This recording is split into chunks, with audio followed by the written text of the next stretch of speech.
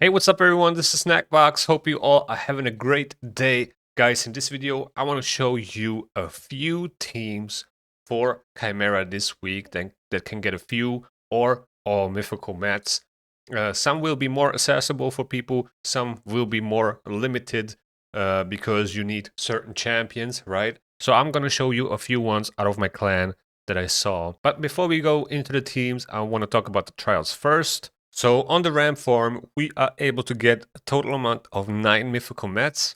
For that, we need to place 7 unique debuffs with increased accuracy on our champions within 5 of its turns, and we want to get that out of the way as quick as possible so we can start dealing damage for the normal trial where we need to place a weaken debuff on the Chimera and then have crit rate or a crit damage buff on the champion that deals damage so that it counts towards this trial.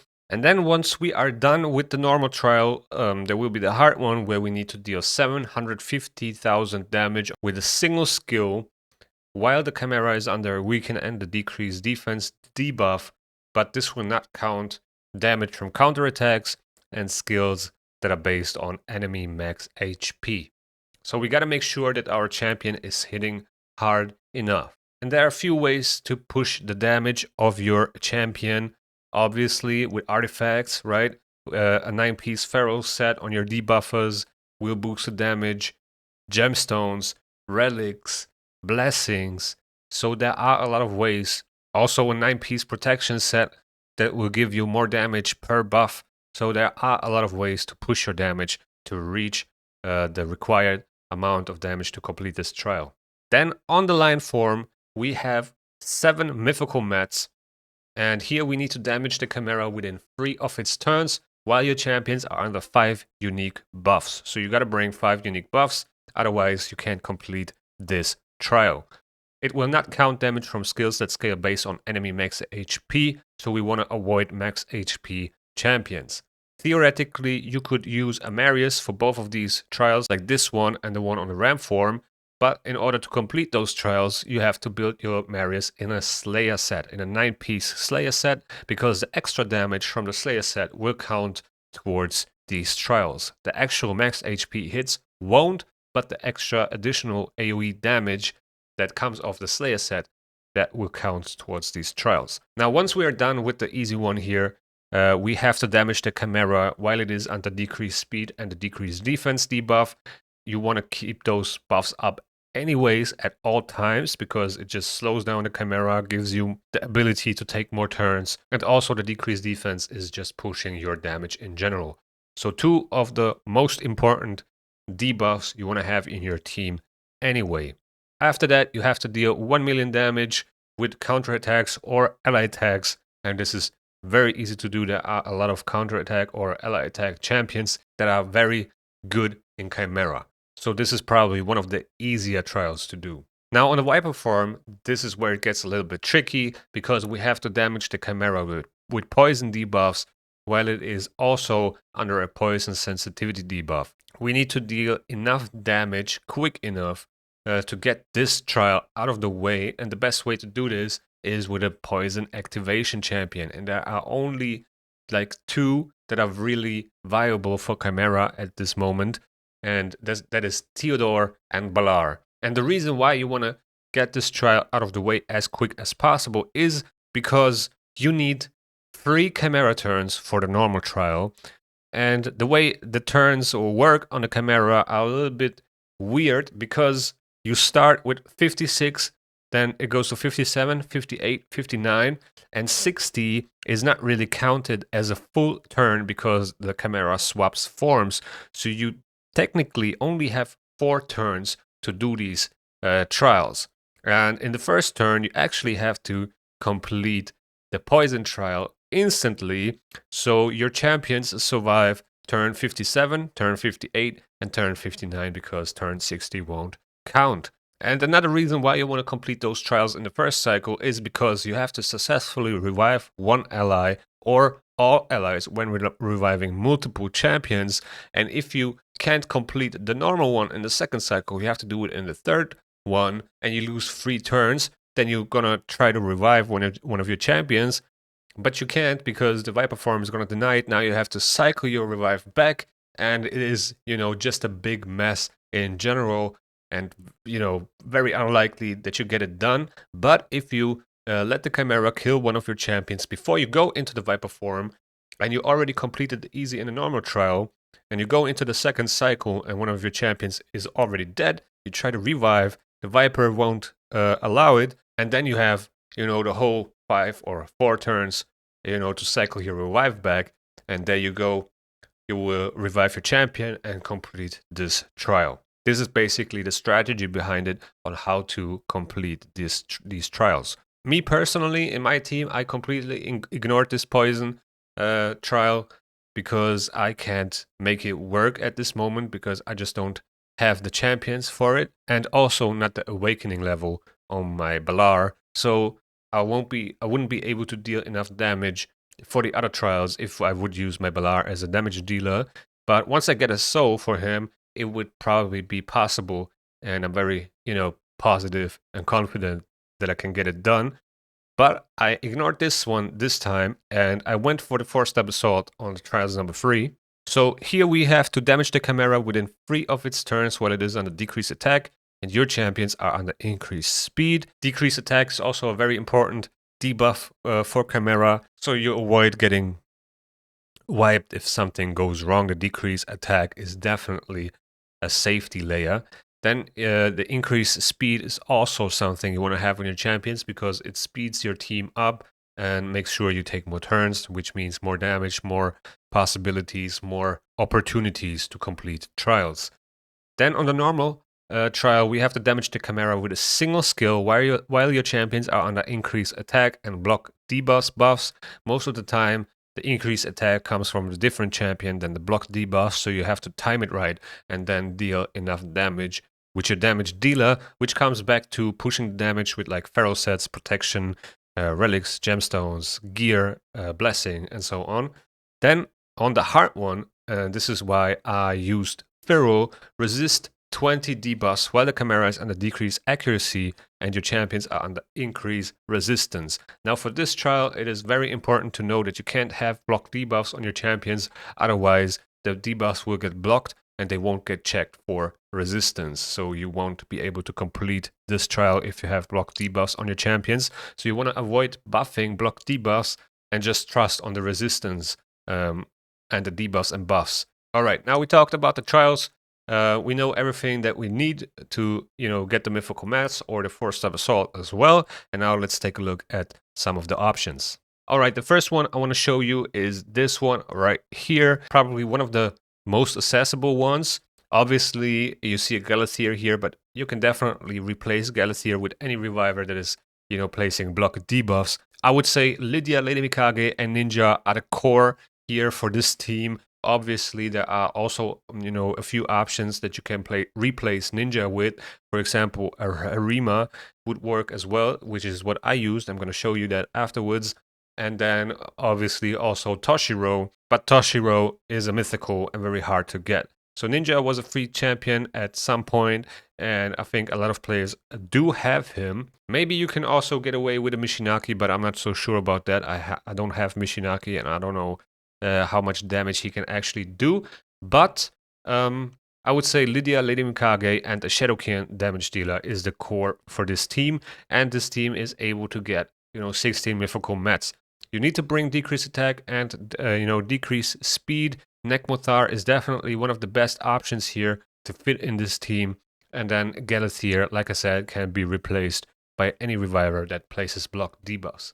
This is the team that I used. So basically very similar to the team previously, just instead of Nekmo, I had a Firrol here, which enables the 4-star Basalt.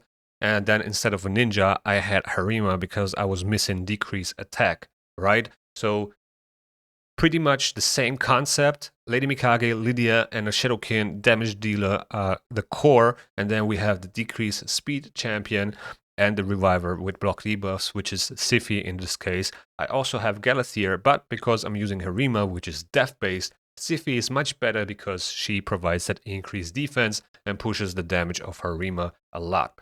that's why I went with this team. I got 16 mythical mats, the 4-star Basalt and the 3-star Basalt, and this was the best I could do. I do have Balar, so I tried to use Balar here instead of Harima, but it's very hard for me to get enough damage on Balar without a soul. I don't have a blessing on Balar. I'm trying to get it. He's on my wish list, but I wasn't lucky enough so far. I also didn't go for the soul when it was in the hero's path, which I regret to a certain extent. But hopefully I'm going to pull one soon. Maybe a 4-star would already, seal the deal. Because of that, I went with this team, and this is what I got for this week. Now, this is another team of one of my clanmates, and now here you can actually see that he used Balar as a damage dealer. He has a 5-star soul, so he's probably, strong enough to deal enough damage to complete the trials where you need to deal 750k with one skill. He has Fina in here, which helps a lot, to keep Balar alive with the block damage on the ramp form. Also, decreasing cooldowns with Fina and Lamassu is probably super helpful here because you need, on the Viper form to place the poisons and then activate them as well. The turn meter increase from Lamassu probably helped for this, and also Senna's turn meter boosting makes sure that he can take multiple turns during one Chimera turn. But yeah, this is, more of an end game comp. Fina is very limited in terms of summoning events. Not many people have her. If you have her, you're very lucky. I'm trying to get one still, and once I get one, it will be super helpful because she just does so many things. And the fact that she's buffing an increased crit rate buff as well makes it just so much easier to push your damage on your damage dealer, especially on a champion like Balar that, doesn't really have high multipliers. But because you can build him with 70% crit rate, that makes it a lot easier to reach the damage thresholds. And yeah, just in general, a super solid team. Seems very safe to run. Senna is obviously one of the best Chimera revivers because of the turn meter boosting, the constant turn meter boosting. You just get so many turns, and this is absolutely amazing. So yeah, great job. 25 mythical mats. This is one way to get those. And then here, this is probably one of the best teams for this week. We have Siphi as a reviver. We have Balar as a damage dealer. Incanza kind of takes the spot of Lydia because she can place decreased defense and weaken, and also provides a decreased attack as well as a poison cloud. Very interesting champion. Also one of my most wanted for Chimera because the combination of decreased attack and decreased defense and weaken. Then we have Lady Mikage for the ally attack, the increased attack, and just in general to push the damage, and Firrol to enable the 4-star Basalt. So you can get 25 mythical mats and the 4-star Basalt with this team. So definitely one of the top teams for this week. Alright, so this is the run for my team, and there are some important things that you need to know if you want to try to run this. So before you go into the ramp form, you want to make sure that Lady Mikage is in the alternate form, because remember, we need the increased accuracy to place 7 unique debuffs, and you want to keep Lady Mikage ready to buff the increased accuracy. It's the only champion that can do it in this team, and we want her to be ready for the moment to do it. Now, I made my Firrol the ram target, so the dual target. He's the one with the lowest crit damage, so he will get killed, but we will pick him up with Siphi and complete the increased accuracy trial. So one thing that is also kind of good here is that Harima has the weak affinity for the different forms. The ramp form, viper form, lime form, and so on, they have the spirit affinity. Harima is force, so sometimes she will weak hit, but on the ramp form, it is actually sometimes good because she doesn't kill herself. Very weird to me that in this case, I kind of benefited from bringing the wrong affinity. So very weird, but as you can see, we buffed the increased accuracy, and then from here, it's just placing all the debuffs that I can. So here we placed already 6. Now we need one more, and there we go. We got it done. And then from here on, it's just dealing damage. As you can see, we have the true fear on the ramp form, which means all the reflect damage is going to be negated, which is exactly what we want. It's very important to have, you know, Nature's Bounty on your Lydia. I have a 6-star Lydia, so it's proccing more often. It still has only a 60% chance, so it's not always proccing, but more than half of the time, which is absolutely helpful. But even if you have a lower blessing, a lower Nature's Bounty, it will still proc sometime, and you need to be ready once it procs to go all out with your damage. So that is very important and very helpful for the ramp form trials. And now, as you can see here, we don't have the fear on the ramp form. Harima has a turn. We have decreased defense, and we have increased defense on Harima and the increased crit damage. So if she wasn't, you know, weak affinity and wouldn't weak hit here, she would have killed herself. She almost killed herself anyway with a weak hit. Now, if I would hit the ramp form for 1,000,000 or something, that would be a GG for Harima. But because we weak hit, you know, Harima gets to see another round without getting revived, which was, I don't know, it was just clutch in that moment. So very weird to me that it's actually helpful that Harima is weak affinity here. And then, you know, we just go in with an ally attack. And this is also a very important detail. You should place, you know, in your team setup, you should place Lydia after your lead champion, because then she will, you know, place the true fear or the fear first before your other champions go in, and you have the chance to proc a true fear and then, you know, not get any reflected damage. That's why, you know, you should put Lydia in the second spot of your team. And here with this A2, I completed the last trials. So at the end of the RAM farm, we got 5 trials done, and pretty much all the ones that are rewarding mythical mats. Now, on the line form, there's not much to say. Harima has the highest defense, obviously, because she's a death-based nuker. You want to stack the highest defense on her, and she's super tanky, and there's absolutely no way for the line form to kill her. And it's just, you know, going all out with my damage on this form. Absolutely no threat whatsoever. I'm just going to keep ally attacking, keep buffing, keep debuffing until the very last turn and complete all these trials very easily. So by the end of the line form, we got another 5 trials done, which also includes the mythical mats from the ally attack trial, obviously. Very easy to do with this team. Now, before we go into the Viper form, you want to make sure to lose all your buffs. You don't want to go into the Viper form with any buffs on your champions unless they are protected. Protected buffs are cool. They won't get stripped or stolen by the Viper form. And then the first time Lydia takes a turn, you want to get that block active skills going so we win the control over the fight. We want to make sure we get decreased speed, the block debuffs on our champions, and some healing going so we survive this form. It can be really annoying sometimes, so you really want to get your damage mitigation going on, and therefore the decreased attack, the decreased speed, to give you more time to take turns, to block active skills, to block all the skills that the Viper form is using to, you know, win the control over the fight. That's pretty much the most important part. And yeah, we're just gonna start slowly completing these trials.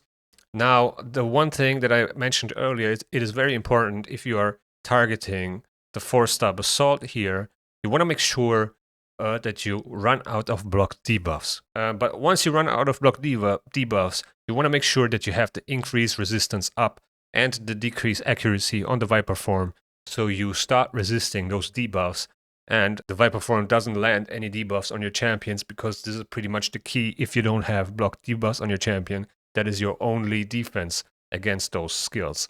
And yeah, that's very important. But also with block debuffs, you can't complete the trial where you have to resist those debuffs, because otherwise your resistance won't get checked and the debuffs will just get blocked. So we want to avoid that. That's why I'm not buffing any block debuffs anymore with my Siphi.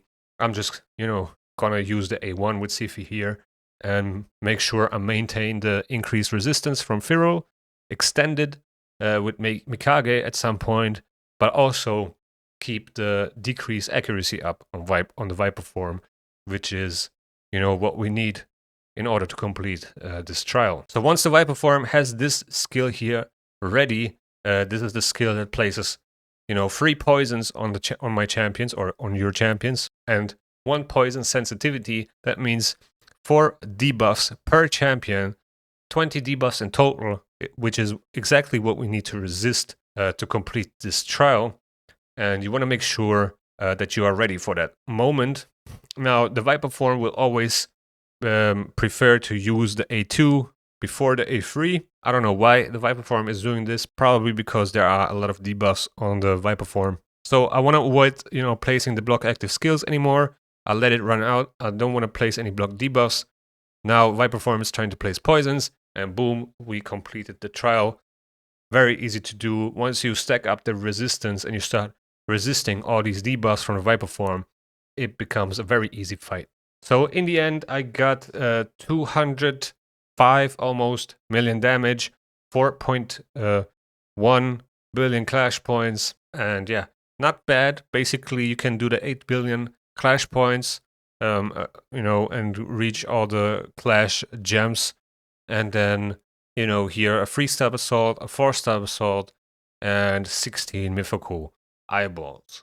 Now let me show you the gear. This is my Siphi, my reviver in a 9-piece protection set. She provides 3 buffs. That means additional 15% more damage, and I have her at like 395 speed, hitting 400 speed, like around 400 speed with a protection set on a reviver. Speed booster is exactly what you want. 5k defense, 77k HP. So you want to make sure she's a little bit tanky, and that's pretty much it. The resistance is just kind of a byproduct. Nothing really I aimed for, but also, helps with some of the trials. Then I have the Purge Shadow Relic on her, which is absolutely amazing. Her heal will be boosted by these gemstones by 10% each, which is super helpful. The Purge Shadow Relic is also so amazing. I love this relic so much on support champions. It's basically like, a smaller Relentless set every time you use your default skill and one of your skills are on cooldown. And with Siphi, you have, somewhat high cooldowns, 4 turns on the turn meter boost and buff skill, and then 4 turns on the revive. So you end up using your A1 a lot, which, gives a lot of opportunities for the Purged Shadow Relic to proc. Absolutely amazing. And these are the masteries. Then we have Lydia here in a 9-piece Firrol set. She provides a lot of debuffs, decreased defense, weaken, block buffs, poison sensitivity. So that's 4 debuffs at all times, which means additional 20% damage. Then you have Fear on the Ram form, which is another 5%, 25, and block active skills on the Viper form, 25% more damage as well. And these are the stats: 65k HP, 5.5k defense. I could probably go lower with the defense here and stack more HP, 332 speed, and 638 accuracy. Pretty much an overkill. You should be fine at like 520 plus, but 520 accuracy is definitely the minimum I would go for. She has the Gaze of Damnation for additional accuracy, completely booked. Nature's Bounty, one of the best blessings you can use on her. The chance to place a greater version of her fear debuff, to convert it to a true fear debuff, is a huge game changer. Even if you have a 1, 2, 3-star soul, I would still go with Nature's Bounty. And these are the masteries. Then we have Lady Mikage in a Relentless set and a 4-piece Merciless set. The Relentless set gives us an 18% chance to get an extra turn, and the Merciless 4-piece Merciless set gives us a 30% chance to decrease a random skill's cooldown by 1 turn when dealing damage. All of our skills deal damage, so it's absolutely amazing. 75k HP, 3.9k defense, 332 speed as well, pretty much the same as Lydia, and then 366 accuracy, which is absolutely fine if you have her booked because she's ignoring resistance, 20% resistance, and that means you can build her with like 350 accuracy. I went with the Purged Shadow Relic as well.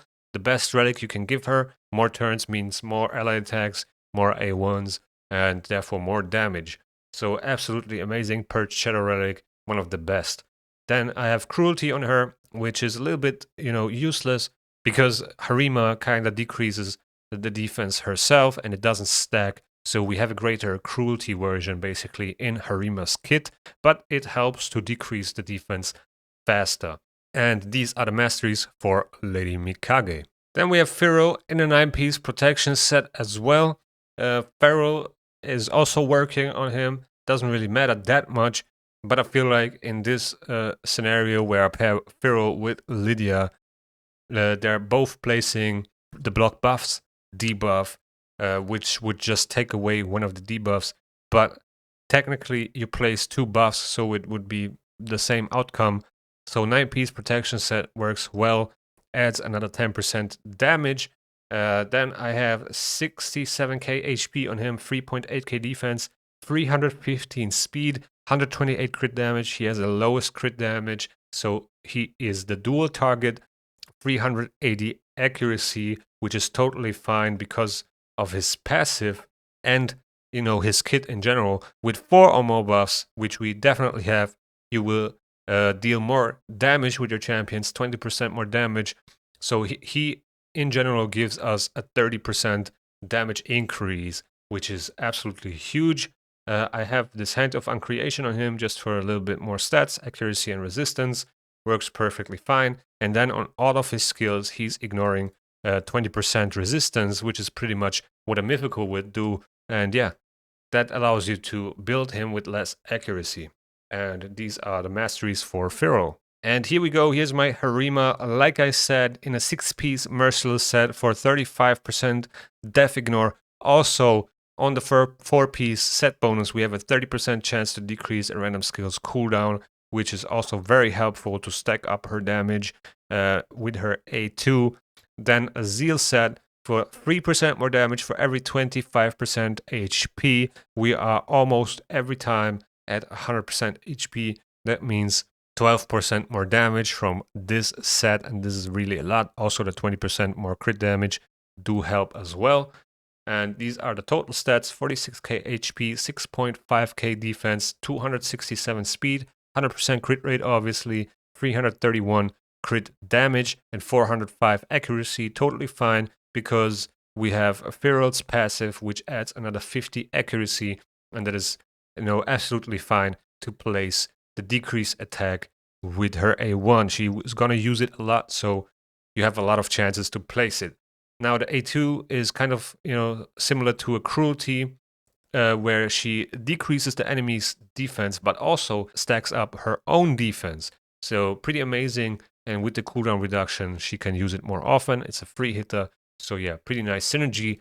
Then we have Nature's Wrath. She has a 5-star blessing. Nature's Wrath increases her damage by 15% at a 5-star once she places the decrease attack 5 times. Then we have the Erratic Coronet on her, pretty much the best relic you can give your champions that are placing debuffs and are non-max HP damage dealers, and it will give you a 30% damage increase just for placing the debuffs. On top of that, we have these gemstones. The Boss Slayer is the best in slot, 10% more damage to bosses, and then also 3% more Death Ignore if the target is under 2 or more debuffs, which is most of the time the case on Chimera. And then here are the masteries for Harima. So yeah, guys, that's pretty much it. That is my team that I used for this week. 16 mats and 4-star Basalt. We also got the 3-star Basalt. And yeah, I got 8.7 billion Clash with this team. One run was actually a little bit better than the other. We did a little bit more damage, probably, you know, a couple more ally attacks, and I think I also completed some of the trials, you know, earlier, and therefore my multiplier was higher early in the fight. But with that being said, thank you guys for watching. Let me know in the comments below if you can build one of these teams, or if you're using another one, how are you approaching those mythical mats? And yeah, please hit the like button, it really goes a long way. Also subscribe to the channel if you want to see more raid content. The YouTube algorithm is going to suggest you a video that you might like right here, and see you in the next one.